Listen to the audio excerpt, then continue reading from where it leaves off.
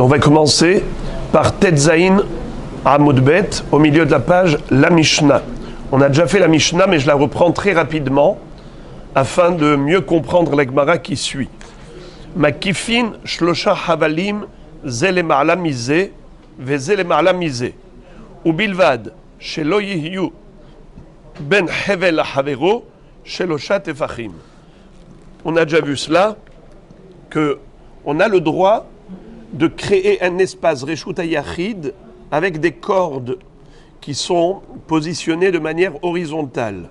Donc on a mis des piquets, des pieux, et autour de ces 4 pieux, on a mis des cordes. Les cordes, elles sont horizontales. La corde du dessus, elle se situe exactement à 10 tfachim au moins, 10 tfachim pile. Et si on a 10 tfachim de hauteur jusqu'au sol, alors on a déjà les mensurations d'une mechitza. Le problème, c'est que c'est vide au milieu. Alors comment on va remplir entre les cordes? C'est très simple. Il y a une notion de lavoud. Lavoud, ça veut dire que il y a moins de 3 tfachim d'écart entre une corde et l'autre. Étant donné que cet espace, cet intervalle est inférieur à 3 tfachim, on considère le vide comme plan. Ça s'appelle lavoud. Ça, c'est une halakha le Moshe Misinaï. Et puis, si on fait le calcul, on va voir tout à l'heure qu'il y a exactement, au niveau de l'épaisseur des cordes, un tefah, 3. Pourquoi? Car tu dois faire le calcul pour arriver à 10 tfachim, 3 fois 3, 9, plus un tefah, ça fait 10. Combien y a-t-il entre le sol et la première corde? Il y a combien? Il y a moins de 3 tfachim, plus la corde, ça fait combien? 3 tfachim. Ensuite, d'une corde à l'autre, on a encore moins de 3 tfachim d'espace vide, et la corde, elle complète à un tefah, à 3 tfachim. Ça fait 3 et 3, ça fait 6. Et après, tu fais la même chose entre la deuxième corde et la troisième d'en haut. Tu as moins de 3 tfachim d'écart et la corde, ça fait quoi? 9. Alors, on n'a pas 10. Si on n'a pas 10 tfachim, on n'a rien gagné, puisqu'il faut un minimum de hauteur de 10 tfachim de mechitza.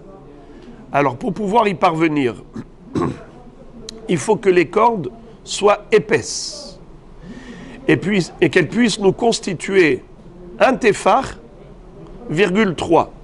Pourquoi 3? Parce que pour appliquer le lavoud, il faut que l'intervalle entre le sol et la corde, ou la première corde et la deuxième, il faut que les intervalles soient inférieurs à 3 tfachim, c'est-à-dire 2,9. Moins de 3 tfachim, c'est 2,9. Alors il faut arriver à 3 fois 2,9, ça fait combien? 8,7. Qu'est-ce qui me manque pour compléter à 10? Il me manque 1,3. Donc les cordes, elles doivent être d'une épaisseur telle qu'elles constituent un tefah, 3 pour compléter les 10 tfachim. Donc je reprends la Mishnah, Mekifin, on peut entourer un espace, mais shlosha chavalim, avec 3 cordes, zele ma'ala mize, dont chacune est au-dessus de l'autre, ou bilvad, à condition, shelo yehe ben chevel chavero, shlosha tfachim, qu'il n'y ait pas d'intervalle entre les cordes, qu'il n'y ait pas un écart de 3 tfachim. Il faut toujours que ce soit moins de 3 tfachim pour appliquer le lavoud.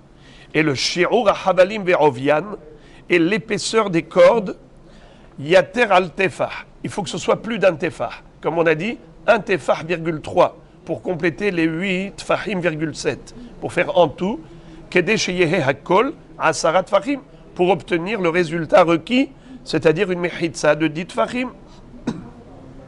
Pareil, mekifim bekanim, ou bilvad sheyehe ben kane la havero, shelo yehe ben kane la havero, shelosha tefachim. On peut également entourer l'espace avec des canim, juste des canim verticaux. Alors, il faut trouver l'image des canim verticaux. On en avait une. Voilà. Voilà, dans le numéro 116. 116, voyez-vous, vous avez ici des barres verticales. Ça s'appelle kanim, des roseaux qui sont alignés. Et c'est comme ça que des quatre côtés, les quatre murs, sont entourés avec des piquets. Dans quel cas ce serait kasher? Bilvad shelo yehe ben kanela chavero shelo shatfachim. Si entre un roseau et l'autre, il n'y a pas 3 tfachim d'écart, alors il n'y a pas de problème. On va appliquer la halakha le Moshe Misinaï qui dit lavoud. Lavoud, ça veut dire que le vide est considéré plein et tout va bien. Mais ensuite, dans la Mishnah, il y a une mahloket entre les Tanaïm. Beshayara dibru, divrei Rabbi Yehuda. Vahachamim omrim lo dibru beshayara et là-bas hove. Qu'est-ce que ça veut dire? Pour Rabbi Yehuda, une mechitza pareille, c'est une tolérance. Et cette tolérance, on ne l'a que par rapport à une shayara. Quand il y a au minimum 3 personnes qui voyagent ensemble et que le Shabbat, ils sont obligés de camper et ils ont besoin de transporter des objets, alors, pour eux, on dit qu'ils peuvent se permettre de clôturer l'espace juste avec des havalim horizontaux ou des kanim verticaux, ou chéti vertical, ou erev horizontal. Mais si ce n'était pas 3 personnes qui voyageaient ensemble, c'est-à-dire ce n'est pas une shayara, une caravane, c'est juste 2 personnes ou 1 personne, alors on ne peut pas leur tolérer des mehitzot aussi légères. Il faut que ce soit chéti va erev, à la fois des barres horizontales et verticales. Chéti va erev. Mais si c'est que chéti ou que erev, ce n'est kasher que pour shayara. Mais chachamim ne sont pas d'accord. Chachamim omrim, lo dibru beshayara et la bahove. Chachamim, quand ils ont mentionné shayara, c'est parce qu'en général, les gens, quand ils voyagent en caravane, en groupe. Ils ne voyagent pas en individus isolés. C'est dangereux de traverser des lieux déserts tout seul. Mais en réalité, sur le plan halachique, quelle différence y a-t-il entre une personne ou 2 ou 3? C'est la même halakha pour tous. Toujours à propos du même sujet, Kol mechitza, she'ena shel sheti ve shel erev, ena mechitza. Divrei Rabbi Yossi bar Yehuda. Rabbi Yossi bar Yehuda, il est encore plus mahmir que son père. Son père a dit qu'on tolère une mechitza de sheti ou de erev pour une shayara. On interdit un yahid ou 2 personnes. Pour eux, on exige qu'il y ait sheti va erev. Mais lui, Rabbi Yossi bar Yehuda, il dit même pour la shayara, c'est interdit.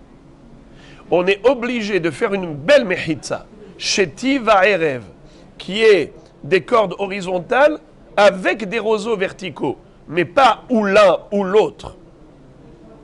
Même pour une shayara. Je répète, kol mechitza sheina shel sheti ve shel erev, ena mechitza. Divrei Rabbi Yossi bar Yehuda. Va hachamim omrim ehad mishene haddevarim. Hachamim disent non, pas du tout. La mechitza, elle est cachère, qu'elle soit verticale, c'est-à-dire des roseaux alignés ou des cordes allongées avec des écarts, des espaces entre eux, il n'y a pas de problème. On applique le lavoud et tout va bien, aussi bien pour le yahid comme pour la shayara, pour tout le monde. Et la Gemara, plus tard, va se poser la question, quelle est la différence entre Tanakama et Hachamim? Tanakama a autorisé, Nachon, Hachamim omrim, pardon. Hachamim avait dit, Hachamim omrim lo dibru beshayara et la bahove. Hachamim, qu'est-ce qu'ils avaient dit? Qu'il n'y a pas de différence entre shayara et le yachid. Et à la fin, encore une fois, on répète, Hachamim omrim, echad mishne advarim. Il n'y a pas de différence entre yachid et shayara. Alors, quelle différence entre Hachamim d'avant et Hachamim d'après? Ils ont répété exactement la même chose. Quelle différence? Pourquoi se répéter? Il n'y a pas de redondance inutile dans une Mishnah. Et on verra dans la Gemara une finesse, un mâche. La différence entre eux, elle est très subtile. On verra. Bon, commençons la Gemara. Avant de commencer la Gemara, récapitulons. On a combien de shittot? 3 shittot. 2 extrêmes, une humra, une kula et un intermédiaire. C'est qui a l'extrême humra? C'est Rabbi Yossi bar Yehuda. Lui, qu'est-ce qu'il dit? Jamais on ne permet des mechitzot, soit shel sheti, soit shel erev. Toute mechitza, elle doit être shel sheti va erev, aussi bien pour une shayara comme pour un yachid. L'extrême kula, c'est Chachamim. Chachamim, qu'est-ce qu'ils disent? Même pour un yachid, on tolère une mechitza, soit de sheti, soit de erev. Rabbi Yehuda, lui, fait un compromis. Il dit, si c'est pour la shayara, on est tolérant et on accepte une mechitza, soit sheti, soit erev. Mais si c'est pour un yachid ou 2, alors là, on exige sheti va erev. On ne peut pas tolérer soit sheti, soit erev. Voilà, j'ai repris toute la Mishnah qu'on a déjà faite hier, mais pour que ce soit plus facile de comprendre aujourd'hui toute la Gemara. Gemara. Amarav Hamnuna, Amarav. Hare Amru, Omed Merube ala Parutz, Basheti, Have Omed. Ba'erav Hamnuna, Ba'erev Maï. Qu'est-ce que ça veut dire? Rav Hamnuna nous cite une halakha qu'on a déjà apprise dans la Mishnah précédente à propos d'une shayara, des gens qui se trouvent en train de camper, les chvot Shabbat, ils veulent s'arrêter dans un endroit et ils veulent pouvoir transporter à l'intérieur de cet espace, ils veulent transformer l'espace en reshut hayahid pour pouvoir transporter des objets pendant Shabbat. Eh bien, il est dit là-bas qu'on peut prendre carrément des accessoires, toutes sortes d'objets, toutes sortes d'ustensiles qui servaient à atteler l'âne, le cheval, le chameau, tout ce qu'on veut comme objet, et on les entasse et on fait des monticules, et c'est comme ça que on va avoir des mechitzot naturels. Il n'y a pas de problème. Oui, mais entre les tas, il y a des espaces ouverts. Qu'est-ce qu'on avait dit? Que si il y a plus d'espace plein que d'espace vide, la mechitza est cachère. Omed, Meroubé, à la Parutz, d'après tout le monde, c'est cachère. Là où il y avait une mahloket, c'était Parutz Kaomed. Lorsqu'on a 50% de plein et 50% de vide. Quand tu fais l'addition, tu prends le mètre, tu mesures. Attends, combien mesure cette mechitza? Par exemple, 1,50 m. Celle-là, 2 mètres. Celle-là, 3 mètres. Tu fais le calcul et après, maintenant, tu mesures les espaces vides. Et tu vois, s'il y a plus de vide que de plein, c'est comme si c'est vide. S'il y a plus de plein que de vide, c'est comme si c'est tout plein. Quand il y a moitié-moitié, Parutz Karomed, mahloket. On avait déjà vu cette mahloket entre Ravuna Bered Rav Yoshua et Rav Papa. D'accord? Maintenant, ce qui est clair, net et précis, c'est que lorsque le Omed Meroubé à la Parutz, avec et Omed, quand il y a plus de plein que de vide, c'est comme si c'est plein. Ça, c'était la Mishnah qui nous l'a dit. Mais elle nous a parlé de quoi? Elle nous a parlé de Sheti, de colonne verticale, d'une mechitza verticale, pas horizontale. Pourquoi? Parce que les monticules qu'on a formés avec les accessoires du cheval et du chameau et du hamor et tout ça, ce sont des monticules qui nous donnent des mechitzot verticales avec un espace vide entre eux. À ce moment-là, les espaces vides, ils sont considérés comme quoi? Comme des entrées, comme un pétah. C'est une chose normale que d'avoir des ptahim dans un espace clos. Il y a bien des entrées, c'est absolument normal. Mais par contre, au niveau du erev, c'est-à-dire des cordes qui sont allongées, étirées d'un poteau à l'autre, et on a clôturé l'espace rien qu'avec des cordes. On a pris 4 poteaux dans les 4 angles et on a mis 3 cordes tout autour. Alors on a un premier lavoud depuis le sol jusqu'à la première corde, deuxième lavoud de la première corde à la deuxième, troisième lavoud de la deuxième à la troisième corde. Et c'est comme ça qu'on a constitué une mechitza de 10 tfachim. Très bien. Est-ce que la notion de paroutz, omed, meroubé à la paroutz, elle est valable même pour une mechitza de arev, pas seulement pour une mechitza de sheti. Pour sheti, on le sait, c'est la Mishnah qui l'a dit, dans Daf Vav. Kol she omed meroubé à la paroutz, avec omed. C'est considéré comme tout fermé. D'accord. Mais est-ce qu'on peut appliquer la même règle, même dans une mechitza qui est arev, 3 cordes, et j'ai omed meroubé à la paroutz. Alors, la Gemara veut essayer de comprendre de quoi tu parles. Tu peux m'expliquer? Alors regardez.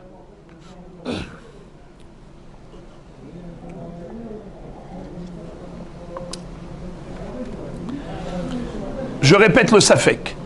Lorsque nous avons une mechitza horizontale et on a une partie de la mechitza qui est vide, mais la partie qui est pleine, elle est supérieure à la partie vide. Rav Hamnouna se demande quel est le din si le omed il est meroubé à la paroutz. Dans Arev, est-ce que c'est kasher, oui ou non?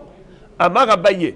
Abaye va résoudre le problème et Rabotai, vous allez voir, petit à petit, je vous demande patience pour mieux comprendre. Pour l'instant, je n'ai pas bien expliqué, mais je voudrais que l'explication se dégage de ce qu'on va étudier dans quelques lignes.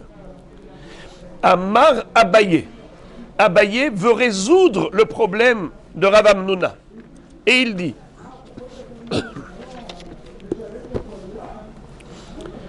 Tashma, viens écoute la Mishnah.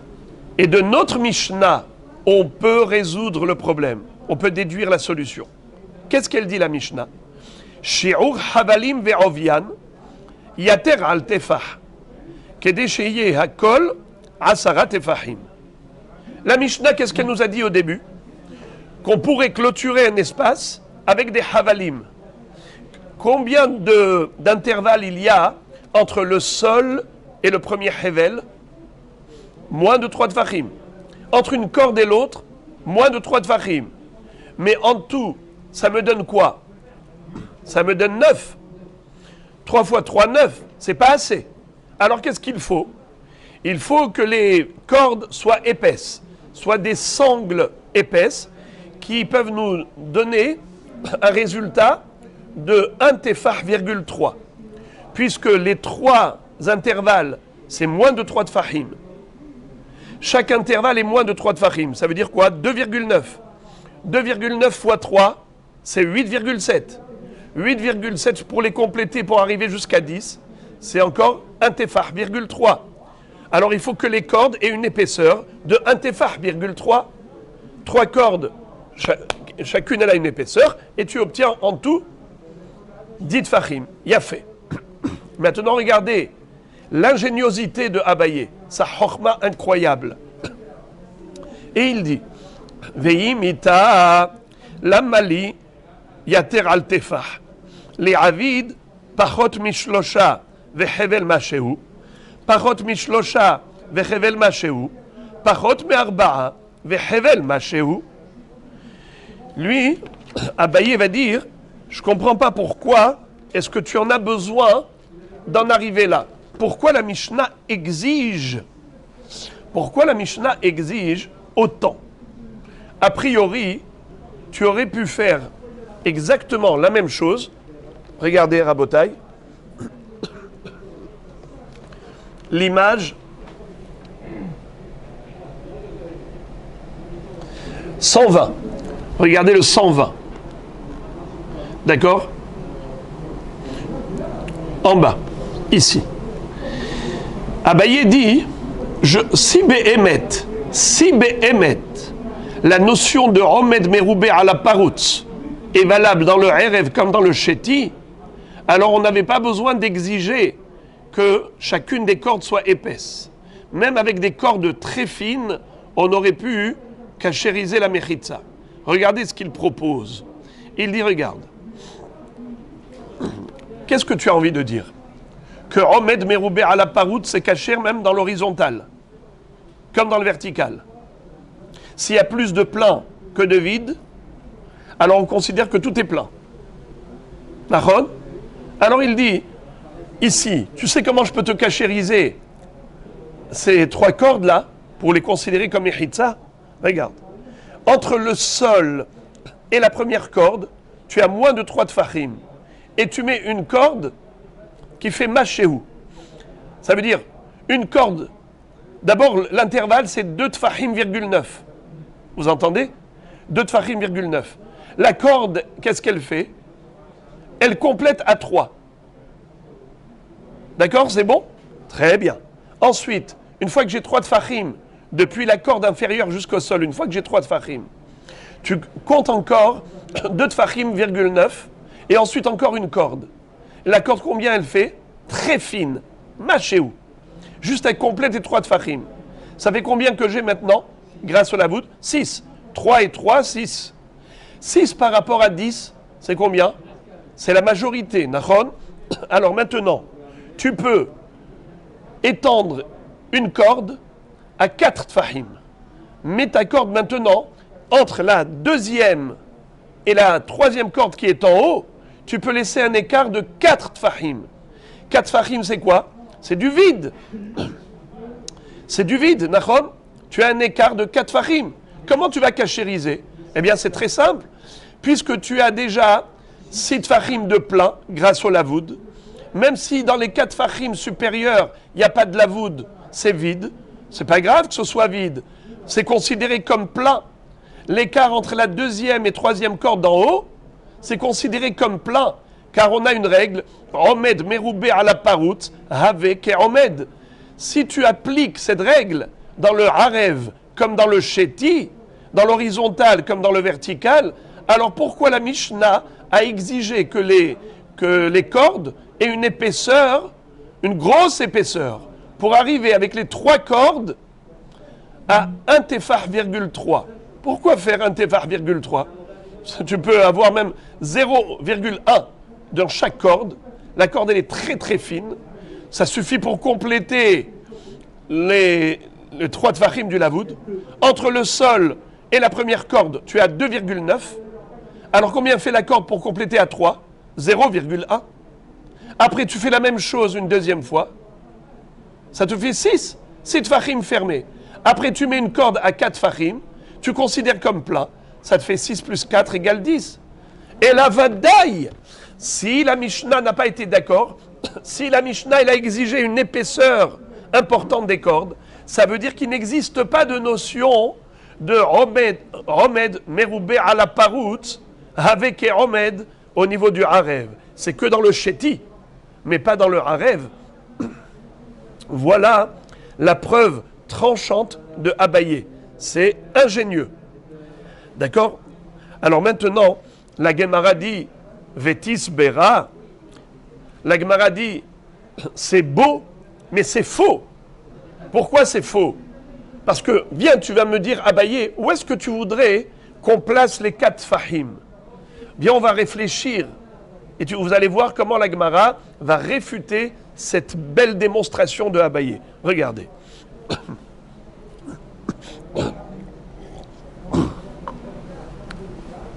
Vetis Bera. Et penses-tu qu'elle est juste ta preuve? Viens. Haïpahot me arba'a hecha mokimle. Im mokimle tatae avalekim hitsa shagdaim bokrim ba. Im mokimla illae ate avira de aigisa ve de aigisa umevatelle. Im mokimle bemitsae havale omed meroube ala parutz mishteruhot. Shmat mina omed meroube ala parutz mishteruhot have omed. Qu'est-ce que ça veut dire? Il lui dit les 4 fahim en question. Tu veux laisser un écart de 4 fahim et dire que les 6 fahim de Omed vont l'emporter sur les 4 fahim de Parutz. la majorité par rapport à la minorité. D'accord? Il lui a dit, dis-moi, ce paroutz-là de 4 fahim, où est-ce que tu voudrais les placer? Commençons par le bas. Si par exemple, tu mets les 4 fahim entre le sol et la première corde d'en bas, c'est sûr que c'est pas cachère. Pourquoi la mechitza n'est pas cachère? Gedaim, bokaim, ba. On a déjà appris que lorsque l'agneau ou les chevreaux qui à l'époque vivaient avec les gens, puisqu'ils avaient une ferme à côté de la maison, et les gedaim, s'ils peuvent pénétrer dans l'espace au travers de la mechitza facilement, bokaim, ils sautent dedans et ils n'ont aucune limite, parce que la mechitza ne les arrête pas du tout, sans aucun effort, ils rentrent dedans, ces intrus indésirables, eh bien, ça veut dire que la mechitza ne vaut rien. Une mechitza qui a 3 tfachim d'espace vide en dessous de la mechitza, ce qui permet aux gdaïm de pénétrer tranquillement les yeux fermés, alors ça veut dire que cette mechitza n'en est pas une. Si cette mechitza n'en est pas une, alors va dire que on ne peut pas transporter à l'intérieur. Donc les 4 fahim en dessous, c'est inenvisageable. Parce que même si on avait une mechitza carrément qui était même tlouya, gdaim bokimba is not good. Ok. Alors on va dire peut-être que la mechitza elle est en haut. On va commencer, pendant les 4 fahim c'est là-haut. On va commencer par éliminer la deuxième hypothèse. Mettons les 4 fahim tout là-haut. D'accord? Alors en bas on a 6 fahim qui sont fermés. Et les 4 fahim d'écart, c'est en haut. Ok.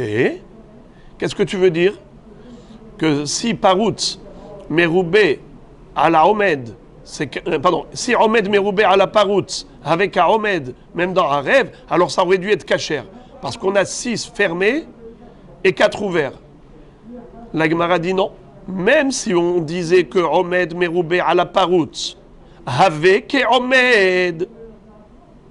Ici, pourquoi est-ce que ce n'est pas cachère? Pourquoi la Mishnah exigeait des cordes épaisses? C'est pour une autre raison. C'est parce qu'ici, on a Avira Mehai Gissa, ou Mehai Gissa, ou Mevatele. On a de l'espace vide. Regardez bien, la corde du dessus, la corde supérieure. Est-ce qu'il y a de l'air sur la corde jusqu'au ciel? Bien sûr.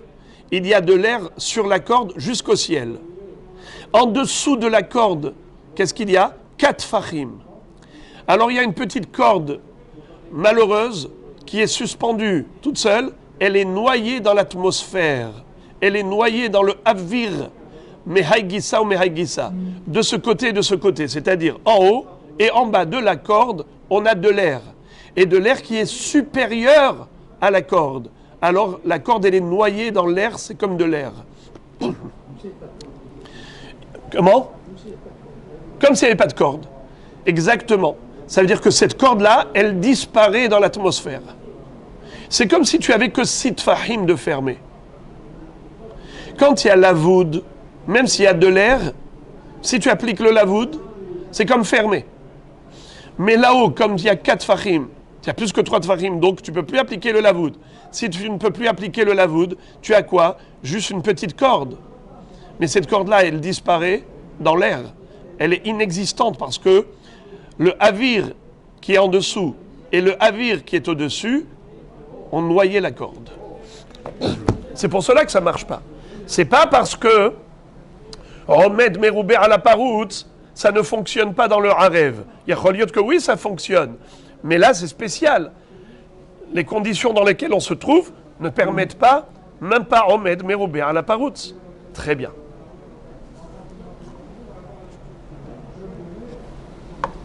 Alors, troisième proposition.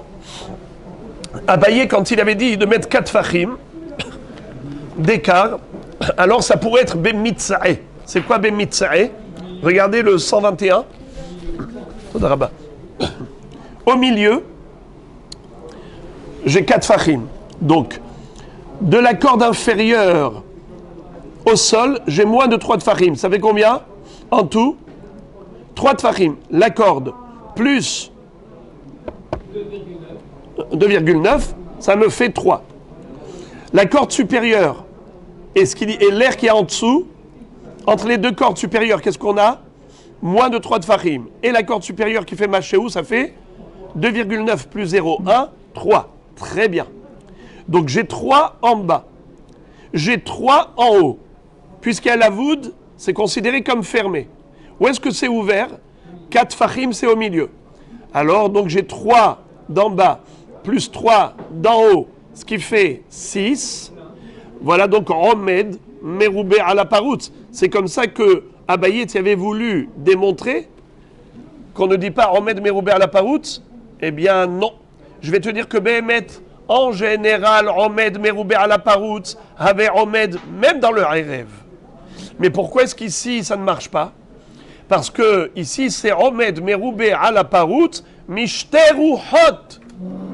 Qu'est-ce que ça veut dire Mishteru Hot? En bas, tu n'as que 3. En haut, tu n'as que 3 tfachim. Au milieu, tu as 4. Comment le Romed est plus large que le Parout? C'est parce que tu as dû faire l'addition de 3 d'en bas plus les 3 d'en haut. Et tu as dit 3 plus 3 égale 6. 6, c'est plus que 4. C'est majoritaire. Mais ce n'est pas vrai. Ce Romed, comment tu l'as obtenu? Ça veut dire que chacun n'était pas Romed Meroubé. Le 3 par rapport au 4, il est inférieur. Le 3 d'en haut par rapport au 4 du milieu, c'est inférieur. Tu as dû faire l'addition, la somme des deux plans. C'est-à-dire Romed Merouah Zé, ve Romed Merouah Zé, Romed petit plus Romed petit, ça t'a fait un Romed qui est plus grand que le milieu. Ça s'appelle Romed Mishteruhot. Alors, Romed Mishteruhot, c'est pour cela qu'il y a un problème. Behemet, s'il y avait d'un trait les 6, si on avait Romed d'un trait, 6 contre 4, il y a Choliot que Romed Meroubé à la paroute, avec Romed, même dans le Harev. Mais pourquoi est-ce qu'ici on n'a pas dit avec Romed? C'est pour une autre raison. C'est parce que c'est Mishteruhot. Ce n'est pas un Romed d'un trait. Si c'était successif, d'emblée, 6 contre 4, il n'y a pas de problème. Peut-être que Romed Meroubé à la paroute avec Romed. Mais ici, pourquoi on ne pouvait pas l'appliquer? C'est parce que c'était Romed Mishteruhot. Et Romed Mishteruhot, alors, de la Gemara ici, on a l'impression que Romed Mishteruhot, l'eau avec Romed. Mais Behemet, on avait déjà vu dans les Gemarot précédentes une discussion à ce propos. Il y avait une mahloquette à ce propos. En tout cas, la Gemara dit, peut-être que c'est pour cette raison que ça ne fonctionne pas. Parce que Romed Meroubé à la paroutz Mishteruhot, lo avec Romed. Mais si c'est Merouah Ahat, il y a Choliot que avec Romed. Alors on n'a toujours pas de preuve de notre Mishnah pour apporter une réponse quelconque. C'est-à-dire que la démonstration de Abaye n'en est pas une.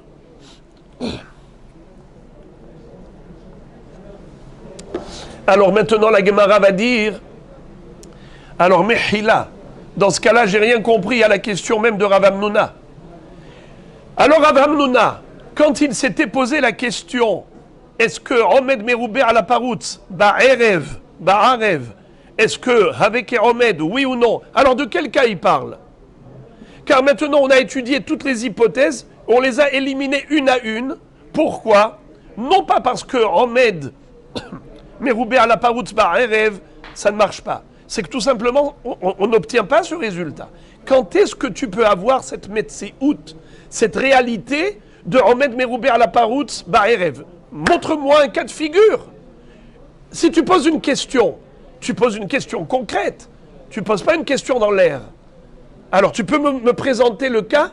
Dans quel cas on pourrait avoir une metsiout de Romed Meroubé à la paroutz dans le Erev, et tu poses la question, toi Rav Hamnouna, tu poses la question, Haïm avec Romed ou lo avec Romed? Mais montre-moi le cas. Alors, regardez la belle réponse de la Gemara.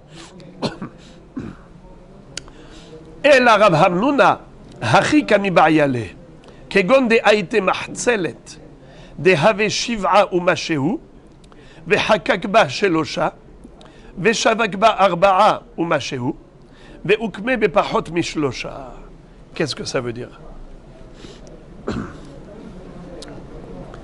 Regardez s'il vous plaît l'image 122. L'image 122, c'est celle-là. Ici, vous voyez une mechitza avec une fenêtre. Qu'est-ce qu'il a fait le bonhomme? Il a pris d'abord une martzelet. Martzelet, ça veut dire une natte, qui est faite en osier. Dehave shiv'a ou mashehu. La natte elle-même, c'est-à-dire la natte depuis le haut jusqu'au bas de la natte, voyez-vous ici la petite bretelle qu'il y a en dessous, en tout, ça fait shiv'a et mashehu. D'accord? En tout. Shiv'a et un petit shouya et un epsilon. Et qu'est-ce qu'il a fait? Vehakakba shelosha. Et il a ouvert, c'est-à-dire, voyez-vous la fenêtre, il a pris des ciseaux, il a été hokek shelosha. Il a fait une fenêtre de 3 tfachim de haut. Alors maintenant, il a laissé combien en haut? Shavakba arba'a ou mashehu. Ve'ukme bepachot mishlosha.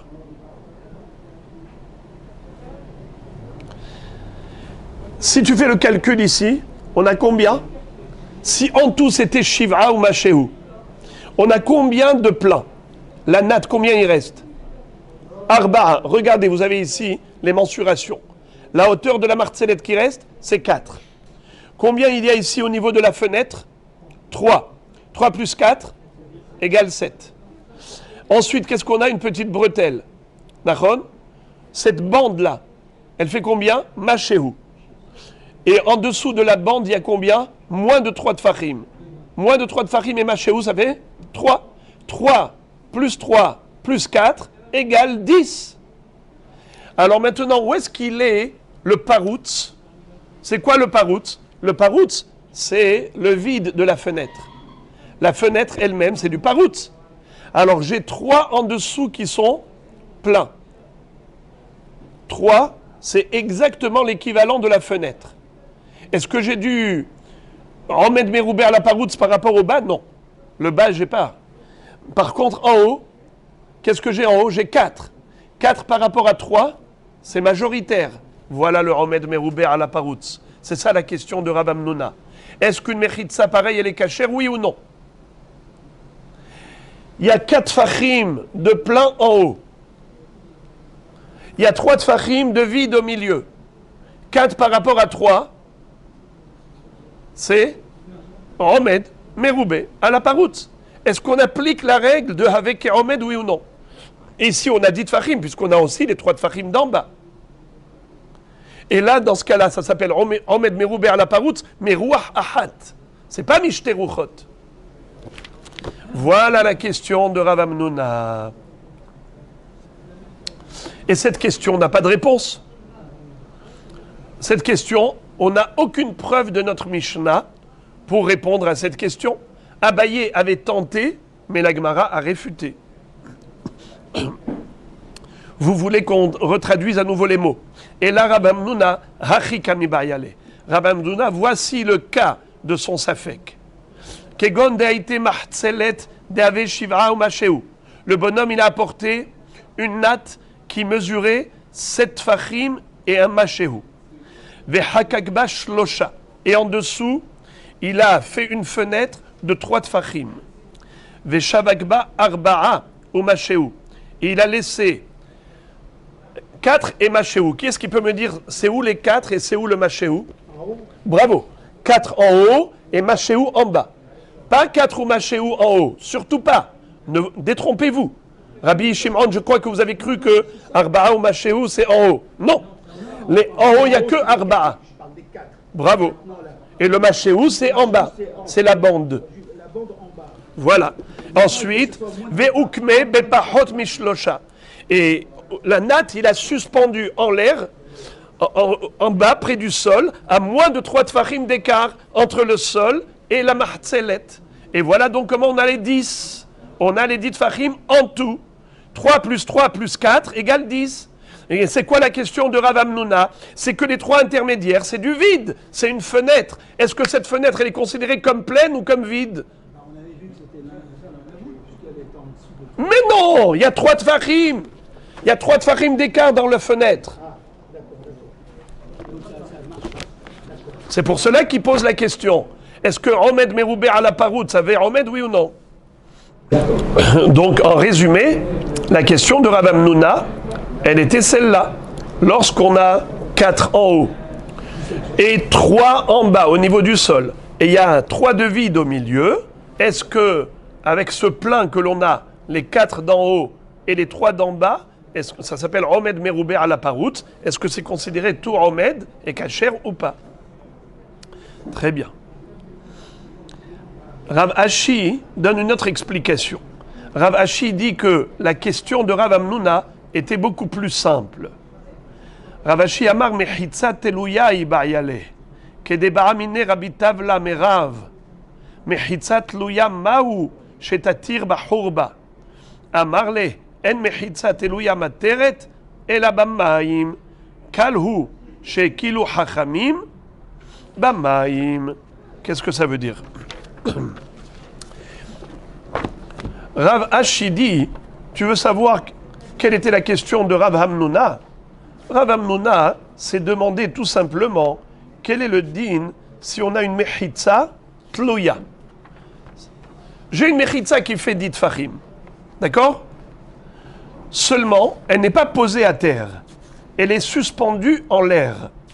Est-ce qu'une mechitza pareille est cachère, oui ou non? Pour cachériser, il faut dire que Omed Meroubé à la Paroutz. Omed Meroubé à la Paroutz avait Omed. Pourquoi? Il y a plus. Il y a 10 tfachim de plein et il y a en dessous 3 tfachim de vide. 3 ou 4 ou 5. Il y a moins que 10 tfachim puisque j'ai 10 tfachim de plein. Et j'ai du vide en dessous. Moins de 10 tfachim de vide. Eh bien, tu peux dire que la mechitza, puisqu'il y a un rov de fermé par rapport à l'espace vide d'en dessous, Omed, Meroubé à la Parout, avec Omed. C'était ça sa question. Alors il lui a dit, non, ça ne marche pas. Pourquoi? Parce qu'une mechitza tlouya, puisque les gdaïm bok'imba, ce n'est pas kasher. Quand est-ce que Hachamim ont autorisé mechitza tlouya? C'est uniquement dans la mer. Bamaïm, ou bien à chaque fois qu'on a un besoin d'eau et que Béhémet, c'est pas Réchout Arabim. La mer, c'est Carmélite. Et les couleurs ne sont pas très contrastées, donc il est difficile de voir l'image. Donc voici ici, on a un cube. On a un cube qui est fixé dans le mur et on a une poulie là-haut avec une corde et un seau. Voyez-vous le seau qui descend dans l'eau. Et la personne peut puiser de l'eau au travers de ce cube.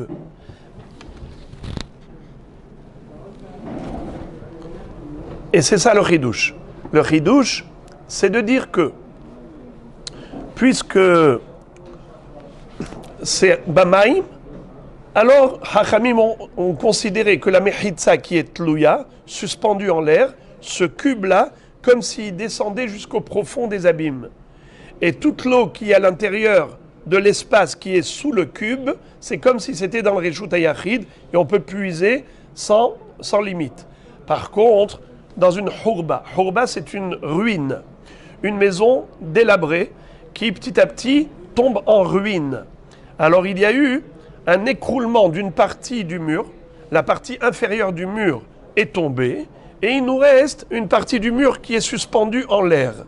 Et la question qu'on a posée, c'était de savoir, est-ce qu'à l'intérieur de cette hourba, on a le droit encore de transporter des objets, puisque c'est un espace clos, il y a des mechitzot de tous les côtés. Ou bien on va dire que non, étant donné que la mechitza, elle est suspendue en l'air, bien que ce soit dit fachim de mechitza, ce n'est pas kasher. Eh bien, en effet, la réponse était que une mechitza tlouya n'est pas kasher, sauf au cas où il s'agit de l'eau. Quand on a besoin d'eau et que la mechitza elle est au-dessus de l'eau, on considère comme si elle descend dans l'eau jusqu'en bas, et tout ce qui est à l'intérieur des mechitzot est kasher et birshut hayachid. Je relis. Rav Ashi Amar, mechitza teluya ibayale. Donc Rashi explique, c'est Rashi qui explique Rav Ashi. Et il dit que la kavana de Rav Hamnuna, c'était de poser la question, lorsqu'on a une mechitza qui est suspendue en l'air, et on a plus de plein en haut que de vide en bas, est-ce qu'on peut considérer que la mechitza, elle ferme tout ce qu'il y a en bas, ou pas?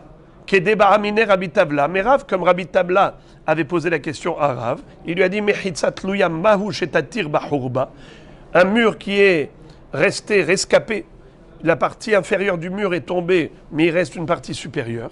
Est-ce que c'est kasher, oui ou non? Amarle en mechitza tluya materet. Et la bamaim, il lui a dit la mechitza qui est suspendue en l'air, elle ne peut cachériser l'espace que si à l'intérieur c'est de l'eau. Kalhu kilo hachamim bamaim, que si c'est suspendu au-dessus de l'eau et qu'on veut permettre de puiser. Voilà, on a terminé un sujet.